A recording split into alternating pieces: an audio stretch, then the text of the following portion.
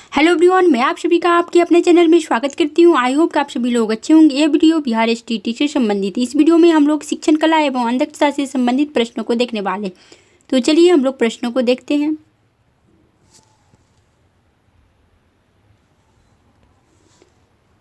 तो first question में कहा जा रहा है, डाल्टन प्रणाली का अनप्रचलित नाम है। डाल्टन प्रणाली का अनप्रचलित नाम क्या है? तो ए ऑप्शन है प्रयोजनवादी प्रणाली, फिर बी में है प्रयोगशाला प्रणाली, फिर सी में है औद्योगिक प्रणाली और डी ऑप्शन में बोला जा रहा है वैज्ञानिक प्रणाली। कौन सा ऑप्शन राइट होगा आप लोग बताइए। क्वेश्चन में बोला जा रहा है डाल्टन प्रणाली का अनप्रचलित नाम है, तो बी ऑप्शन राइट होगा प्रयोगशाला प्रणाली, यानी प्रोजेक्ट प्रणाली जो है डाल्टन प्रणाली का अनप्रचलित नाम है। डाल्टन प्रणाली की जन्मदाता कुमारी हेलेन पार्क्स है। वो अमेरिका की शिक्षण शास्त्री थी। उन्होंने 1912 ईस्वी में डाल्टन प्रणाली की खोज की। कुमारी हेलेन पार्क्स, कुमारी हेलेन पार्क्स वो अमेरिका की रहने वाली थी। 1912 ईस्वी में डाल्टन प्रणाली की खोज की गई। अब हम लोग आगे की ओर बढ़ते हैं और देखते हैं नेक्स्ट क्वेश्चन नंबर सेकेंड को देखेंगे।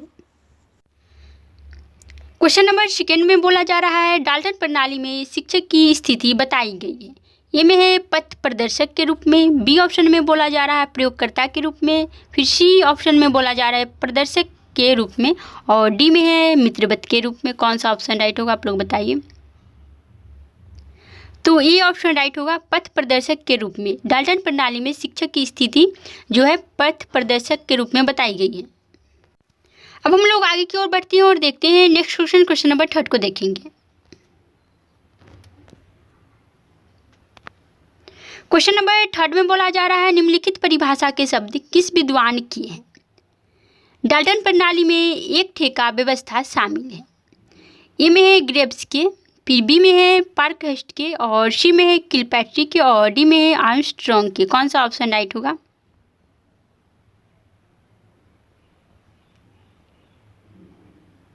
तो ये ऑप्शन राइट होगा, क्योंकि क्वेश्चन में पूछा जा रहा है निम्नलिखित परिभाषा के शब्द किस विद्वान की है। डाल्टन प्रणाली में एक ठेका व्यवस्था शामिल है, तो यह कथन किसने कहा है? तो ग्रेव्स ने कहा है।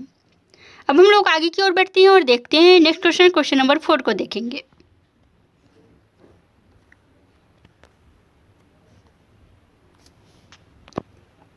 क्वेश्चन नंबर 4 में बोला जा रहा है बालकों को एक नियत कार्य देने के उपरांत उन्हें प्रयोगशाला में उसे पूरा करने का उत्तरदायित्व सौंपा जाता है।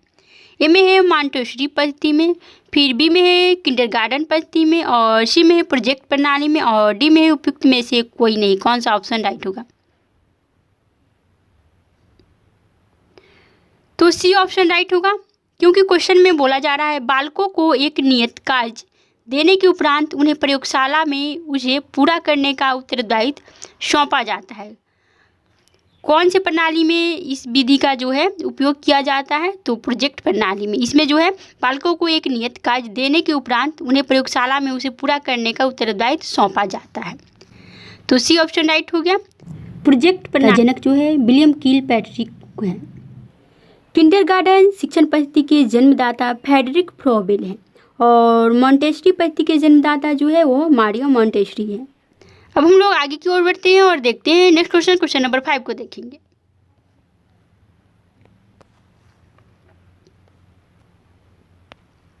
क्वेश्चन नंबर 5 में बोला जा रहा है फ्रोबेल के अनुसार आत्माभिव्यक्ति के प्रमुख रूप है। ए में है गीत, बी में है गति, सी में है रचना और डी में है उपयुक्त सभी। बताना है कौन सा ऑप्शन राइट होगा। तो डी ऑप्शन राइट होगा उपयुक्त सभी, क्योंकि क्वेश्चन में बोला जा रहा है फ्रोबेल यानी फ्रेडरिक फ्रोबेल जो नाम है के अनुसार आत्माभिव्यक्ति के रूप में प्रमुख रूप है, तो सभी होगा उपयुक्त सभी, ऑल ऑफ द एबव। गीत, गति और रचना तीनों ही होगा। तो क्वेश्चन में बोला जा रहा था फ्रोबेल के अनुसार आत्माभिव्यक्ति के प्रमुख रूप है, तो फ्रोबेल के अनुसार आत्माभिव्यक्ति के प्रमुख रूप गीत, गति और रचना तीनों ही होगा, इसलिए उपयुक्त सभी ऑप्शन राइट होगा, डी ऑप्शन राइट होगा। अब हम लोग आगे की ओर चलते हैं और देखते हैं नेक्स्ट क्वेश्चन नंबर 6 को देखेंगे। क्वेश्चन नंबर 6 में बोला जा रहा है छात्रों में खेल के प्रति रुचि उत्पन्न करने हेतु शिक्षक को क्या करना चाहिए। ये ऑप्शन है स्वयं उनके साथ खेलना चाहिए। फिर बी में बोला जा रहा है खेलों के महत्व पर भाषण देना चाहिए। फिर सी में है अच्छे खिलाड़ियों को पुरस्कृत करे और डी में उपयुक्त सभी अपनाए। कौन सा ऑप्शन राइट होगा 6 नंबर का? तो इसका डी ऑप्शन राइट होगा, उपयुक्त सभी अपनाए, क्योंकि क्वेश्चन में बोला जा रहा है छात्रों में खेल के प्रति रुचि उत्पन्न करने हेतु शिक्षक को क्या करना चाहिए, तो स्वयं उनके साथ खेले, ये भी सही होगा। फिर बी में है खेलों के महत्व पर भाषण दे, भी राइट।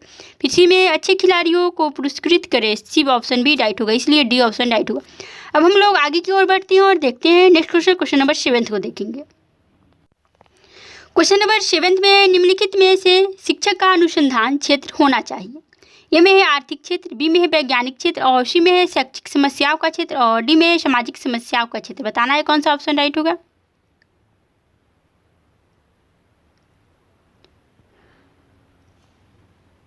तो इसका सी ऑप्शन राइट होगा, शैक्षिक समस्याओं का क्षेत्र, क्योंकि क्वेश्चन में बोला जा रहा है निम्नलिखित में से शिक्षक का अनुसंधान क्षेत्र होना चाहिए। कौन सा अनुसंधान क्षेत्र होना चाहिए, तो शैक्षिक समस्याओं का क्षेत्र जो है शिक्षक का अनुसंधान क्षेत्र होना चाहिए, सी ऑप्शन राइट है। अब हम लोग आगे की ओर बढ़ते हैं और देखते हैं नेक्स्ट क्वेश्चन, क्वेश्चन नंबर 8 को देखेंगे।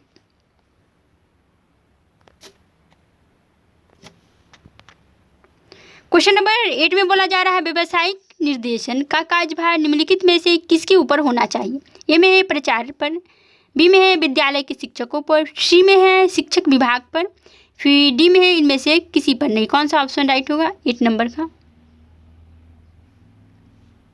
तो डी ऑप्शन राइट होगा, इनमें से किसी पर नहीं। क्वेश्चन नंबर 9 में बोला जा रहा है व्यक्तिनिष्ठ यानी प्राइवेट शिक्षण केंद्रों का मुख्य उद्देश्य निम्नलिखित होना चाहिए। कौन सा उद्देश्य होना चाहिए, प्राइवेट शिक्षण केंद्रों का मुख्य उद्देश्य जो है क्या होना चाहिए।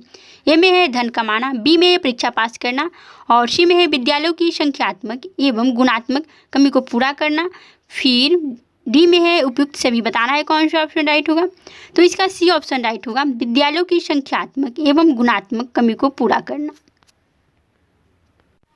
क्वेश्चन नंबर 10 में बोला जा रहा है समस्या समाधान के 5 पदों में निम्न में कौन शामिल नहीं है। समस्या समाधान के 5 पदों में निम्न में जो है कौन शामिल नहीं है। ए में है अनुमान, बी में है व्याख्या, सी में है अनुसंधान और डी में है आकुलता। बताना है कौन सा ऑप्शन राइट होगा, तो इसका बी ऑप्शन राइट होगा। समस्या समाधान के 5 पदों में जो है अनुमान, अनुसंधान और आकुलता शामिल है, सिर्फ व्याख्या जो है सो नहीं शामिल है। तो अब हम लोग आगे बढ़ते हैं और देखते हैं नेक्स्ट क्वेश्चन, क्वेश्चन नंबर 11 को देखेंगे। क्वेश्चन नंबर 11 में कहा जा रहा है पाठ्यक्रम के बारे में निम्न में कौन सा कथन सही है। पाठ्यक्रम के बारे में निम्न में जो है कौन सा कथन सही है। ए में है पाठ्यक्रम जीवन के उद्देश्यों से प्रेरित होना चाहिए, फिर बी में बोला जा रहा है पाठ्यक्रम निर्धारण में समन्वय के सिद्धांत पर बल देना चाहिए, फिर सी में पाठ्यक्रम लचीला होना चाहिए और डी में उपरोक्त सभी। तो क्वेश्चन में जो है पूछा जा रहा है पाठ्यक्रम के बारे में निम्न में कौन सा कथन सही है। तो ये ऑप्शन को देखेंगे तो इसमें बोला जा रहा है पाठ्यक्रम जीवन के उद्देश्यों से प्रेरित होना चाहिए, तो ये ऑप्शन राइट है। फिर बी में बोला जा रहा है पाठ्यक्रम निर्धारण में समन्वय के सिद्धांत पर बल देना चाहिए, तो बी ऑप्शन भी राइट है। और सी में बोला जा रहा है पाठ्यक्रम लचीला होना चाहिए, तो सी ऑप्शन भी राइट है, इसलिए डी ऑप्शन राइट होगा, क्योंकि डी में कहा जा रहा है उपरोक्त सभी यानी ऑल ऑफ द, तो डी ऑप्शन राइट है। अब हम लोग आगे की ओर बढ़ते हैं और नंबर 12 को देखेंगे। क्वेश्चन नंबर 12 में क्या कुछ कहा जा रहा है उसको देखते हैं हम लोग। क्वेश्चन नंबर 12 में बोला जा रहा है प्रतिदिन की योजना में विभिन्न पदों पर निम्न में कौन सी क्रियाएं महत्वपूर्ण है। ए में है प्रारंभिक क्रियाएं, बी में नित्य का क्रियाएं, फिर सी में मुख्य क्रियाएं और डी में उपरोक्त सभी। बताना है कौन सा ऑप्शन राइट होगा, तो डी ऑप्शन राइट होगा, क्योंकि क्वेश्चन में बोला जा रहा है प्रतिदिन की योजना में विभिन्न पदों पर निम्न में कौन सी क्रियाएं महत्वपूर्ण है।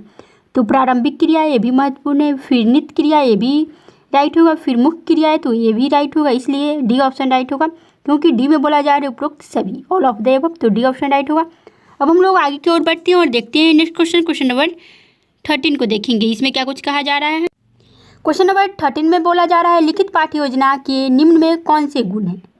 तो ए में है चिंतन में निश्चितता आती है, फिर बी में है चिंतन में नियमितता आती है, फिर सी में है भूलने से बचाव आता है, फिर डी में उपरोक्त सभी। बताना है कौन सा ऑप्शन राइट होगा, तो डी ऑप्शन राइट होगा उपरोक्त सभी, क्योंकि क्वेश्चन में बोला जा रहा है लिखित पाठ्य योजना के निम्न में कौन से गुण है। लिखित जो पाठ्य योजना है उसके निम्न में कौन से गुण है, तो ए में बोला जा रहा है चिंतन में निश्चितता जो है सो आती है, फिर बी में है चिंतन में नियमितता आती है, तो बी ऑप्शन भी राइट होगा और ए भी। और सी में है भूलने से बचा पाता है, ए भी राइट है, सी ऑप्शन भी राइट होगा, इसलिए डी ऑप्शन राइट होगा, क्योंकि उपरोक्त सभी है डी में, इसलिए डी ऑप्शन राइट। अब हम लोग आगे की ओर बढ़ते हैं और देखते हैं नेक्स्ट क्वेश्चन, क्वेश्चन नंबर 14 को देखेंगे नेक्स्ट क्वेश्चन में। इसमें देखते हैं इसमें क्या कुछ कहा जा रहा है।